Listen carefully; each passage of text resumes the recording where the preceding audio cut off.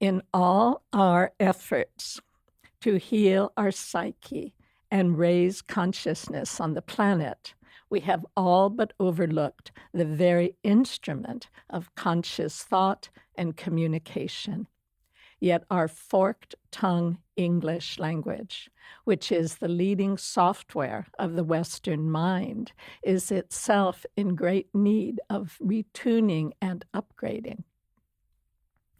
Over the course of my life, I cultivated a heightened sensitivity to how the total normality of insanity in society is echoed, reflected, and reinforced by the English language, which inadvertently yet unavoidably propagates an antiquated and manipulated vision of reality promulgated by the ancient church as an instrument of mind control at a time when people had to surrender their mind if they wanted to keep their heads about them, quite literally. So if we elect collectively to upgrade the English language to a higher frequency through our linguistic creativity and naturally occurring verbal eccentricities, then ultimately, even clatter from our idle chatter, prattle patter, blabber blather and palaver as we jabber gab and babble on, will turn our glowing terms from verbal vapor, either hanging in the air or trapped on paper, into tiny bits of shiny matter as we gather, chat, and natter on, and with new skill at thrilling statements that instill fulfilling imagery of higher possibilities, will finally still the quiet riot of the wild child's manic panic through the mind, so we can flip the switch, enlightening every circuit of our consciousness with the electric surge of verbiage that encourages superb and selfless services to spread from soul to soul around the globe by what is said in all the light years up ahead. And then, from the islands of silence between all that's spoken, we will listen as doors to the heartland spring open. That is beautiful. Thank you. That is beautiful. Thank you. So what's interesting is you're obviously a native speaking English speaker, and you reference the English language. It seems that this is probably this phenomenon that you're getting to, that is in every different language in many different ways. Yes. But as I was preparing for this podcast and a thought, we ascribe a lot of cultural differences to a culture, potentially different genetic dispositions, climates, a lot of things. The one thing that I don't think we've looked at is how the language itself is shaping the individuals who grew up speaking that language. Yes. And I was, it's curious for me to kind of explore that pathway for you as well. And of course, we'll be focusing on English because that's the language that we're speaking in here now. And that's the language of the listeners. Otherwise, they probably wouldn't be listening. But fundamentally, I'm just curious if you've kind of taken a circumspect view of the rest of the languages in the world, talked to other linguistic, kind of people of your similar mind and explored this. A little bit. In the 80s, I read a book called On Puns. I think I know the editor, a collection of essays by linguists, and mostly they were talking about other languages and puns in other languages, and it's just so interesting what words come together to resonate at the same frequency, yet be very heterogeneous in their meaning. And I recognized early that words may be more connected through sound than through meaning. So yes, it happens in every language. It's just that English has so many languages in it. Yeah. And so some, I think, I think the language was salted with contradiction. So conscious manipulation yeah, of our language. because that goes on. Which is what you mentioned, yeah. Yeah, that happens right today. Mm-hmm. And it was so interesting. I recently came across a quote that, I don't have the complete quote, but it's by Thucydides, the Greek general and historian, writing about the war between Athens and Sparta. And he said the greatest horror of all was the corruption of the language. And Confucius said the first thing he would do if given charge of the administration of a country would be to correct the language.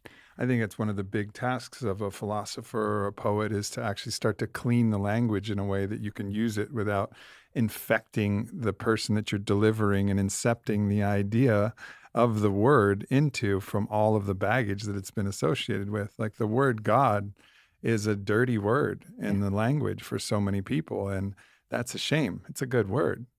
It's a good word. So cleaning that up, the word love has become reduced. I think Don Miguel Ruiz calls love the fallen angel because it doesn't really mean the same thing. People think love hurts, like they have all of these associations. Well, it's never actually the love that hurts. Right. It's the way that your mind has responded to the ego's desires and your attachments that actually hurts. And so cleaning language has been one of my own pathways of thought. But the idea of actually sometimes we may be trying to clean something that's baked into the nature of the word itself.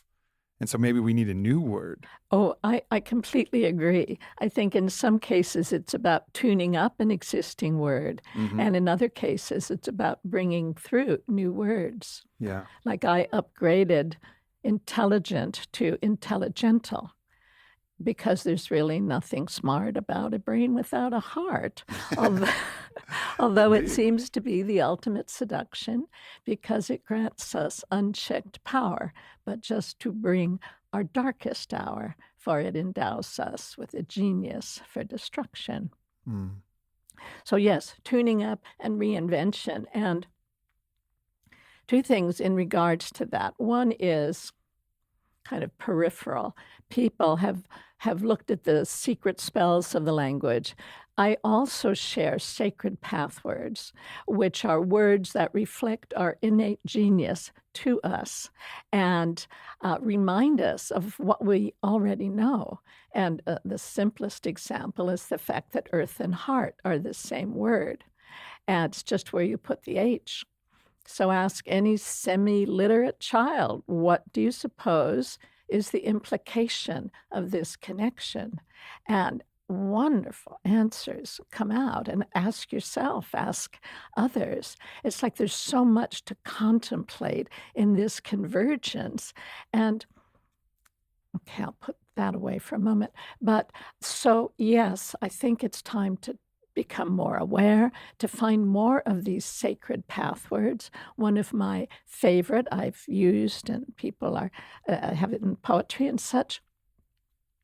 I was walking in a park overlooking the ocean. This was years ago, and I said to my invisible friends, give me a new word. And they gave me the true meaning of beautiful. And all of these are just self-evident. To be truly beautiful is to be you too full. Be your wholesome self. There is nothing as exquisitely beautiful than a whole being who is true to who they are.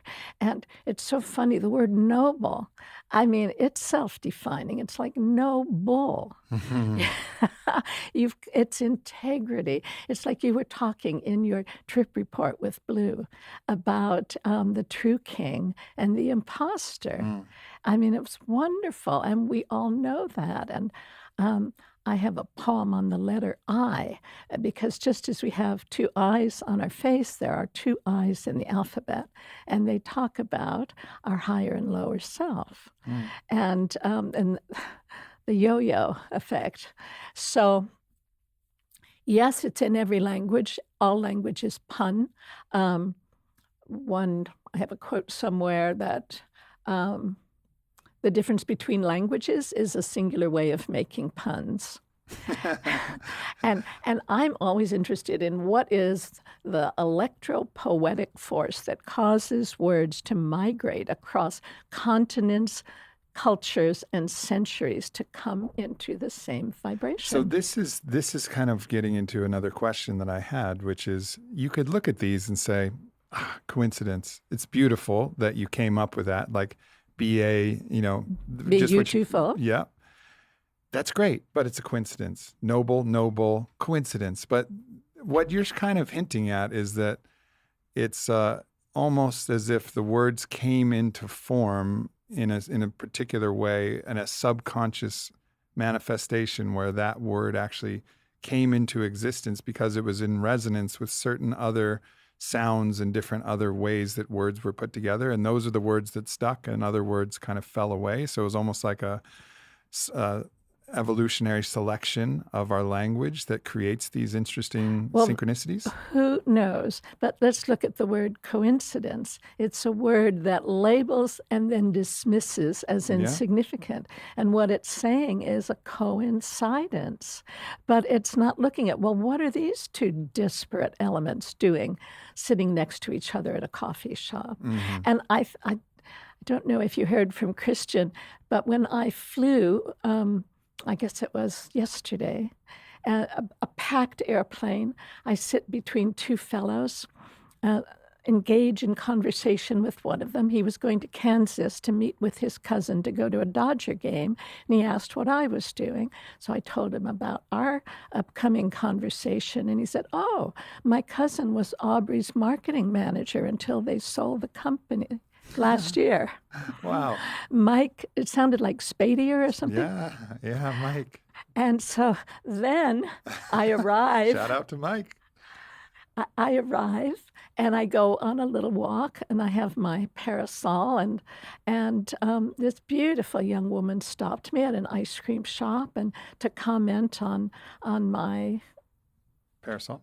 Well, and my way of being. Yes. The whole vibe, the whole thing. And so how dare I be reductionist and assume that she was complimenting only your parasol? It's never only the parasol. No, it's the gestalt, the whole energetic being. Exactly. So we exchanged names and she asked what I was doing here and I told her. And she said, oh, I was Aubrey's personal assistant for 4 or 5 years. A beautiful young woman named Jenna. Uh-huh. She said, I can't speak highly enough of him. Uh-huh. And she took a picture of us and sent it to you, so you might find it. All right. So those are co-inside dances, and we don't know what is the force we're working in because we're so ignorant. I mean, we are a fish in water, but I think in our case, rather blind to the substance in which we dwell, I think we're living in an echo chamber and a hall of mirrors, and that language is constantly echoing and reflecting either cultural consciousness or innate human wisdom. And because we have been deafened to our definitions, we are clueless. And yet the language is constantly echoing and reflecting, talking back to us, in some cases contradicting and undermining, in other cases offering a little jeweled gift, if we would but notice.